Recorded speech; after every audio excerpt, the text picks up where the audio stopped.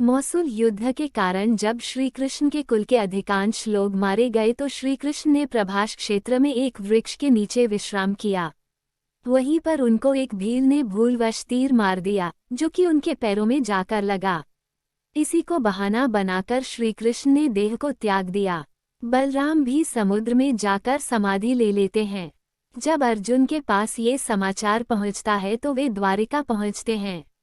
उनके द्वारिका पहुंचने पर भगवान श्री कृष्ण की सभी पत्नियों सहित कई यदुवंशी महिलाएं बिलख बिलख कर रोने लगती हैं।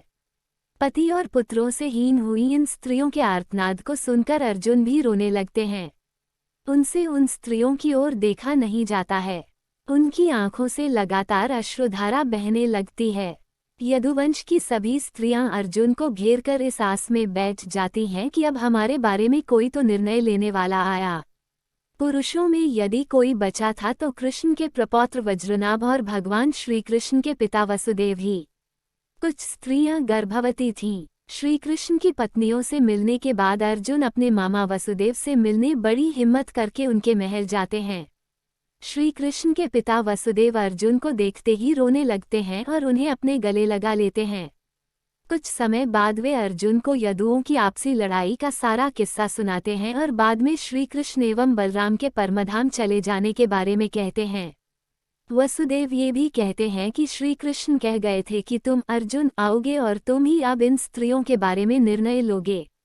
तुम्हारे यहाँ से चले जाने के बाद इस द्वारिका नगरी को समुद्र डुबो देगा। कुछ समय रुककर वसुदेव कहते हैं कि मेरा भी अंतिम समय आ गया है और तुम ही मेरा अंतिम संस्कार करोगे। अर्जुन वसुदेव की बात सुनकर मन ही मन बहुत दुखी होते हैं।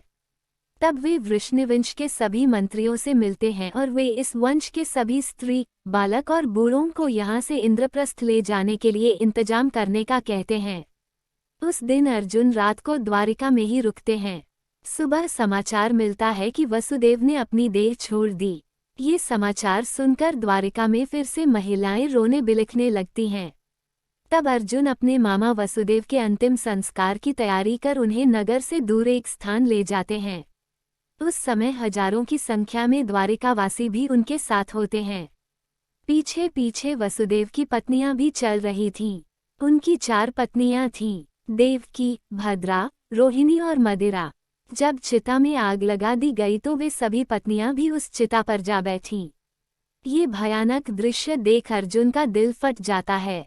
इसके बाद अर्जुन उस स्थान पर गए जहां यदुवंशी आपस में लड़कर मारे गए थे।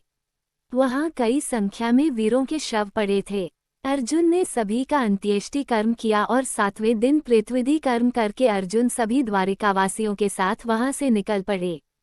उनके साथ ऊंट, घोड़े, खच्चर, बैल, रथ आदि पर सवार द्वारिकावासियों के साथ ही भगवान श्री कृष्ण की 8 पत्नियां भी थीं।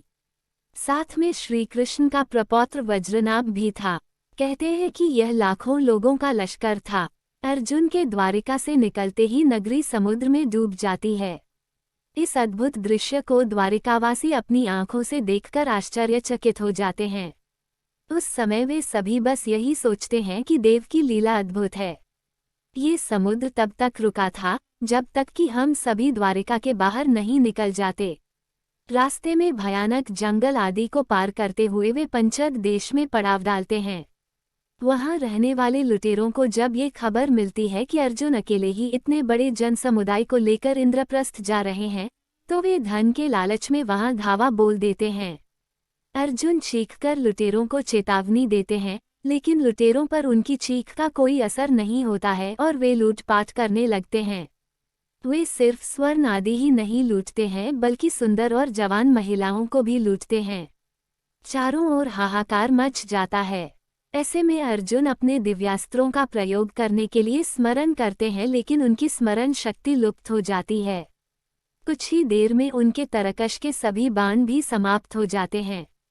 तब अर्जुन बिना शस्त्र से ही लुटेरों से युद्ध करने लगते हैं, लेकिन देखते ही देखते लुटेरे बहुत सा धन और स्त्रियों को लेकर भाग जाते हैं। खुद को असहाय पाकर अर्जुन को बहुत दुख होता है। वे समझ नहीं पाते हैं कि क्यों और कैसे मेरी अस्त्र विद्या लुप्त हो गई। जैसे तैसे अर्जुन यदुवंश की बची हुई स्त्रियों व बच्चों को लेकर इंद्रप्रस्थ पहुंचते हैं। यहाँ आकर अर्जुन भगवान श्री कृष्ण के प्रपौत्र वज्र को इंद्रप्रस्थ का राजा बना देते हैं। बूढ़ों, बालकों व अन्य स्त्रियों को अर्जुन इंद्रप्रस्थ में रहने के लिए कहते हैं।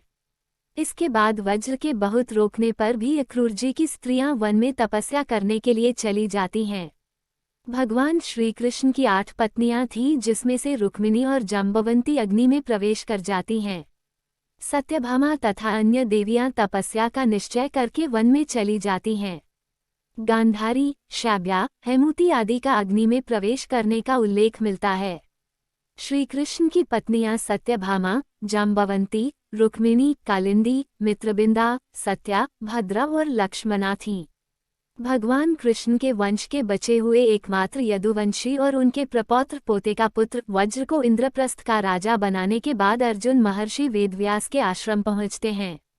यहाँ आकर अर्जुन ने महर्षि वेदव्यास को बताया कि श्री कृष्ण, बलराम सहित सारे यदुवंशी कैसे और किस तरह समाप्त हो चुके हैं। तब महर्षि ने कहा कि यह सब इसी प्रकार होना था, इसलिए इसके लिए शोक नहीं करना चाहिए। अर्जुन ये भी बताते हैं कि किस प्रकार साधारण लुटेरे उनके सामने यदुवंश की स्त्रियों का हरण करके ले गए और वे कुछ भी न कर पाए। इसके बाद किस तरह श्री कृष्ण की पत्नियों ने अग्नि में कूदकर जान दे दी और कुछ तपस्या करने वन चली गईं।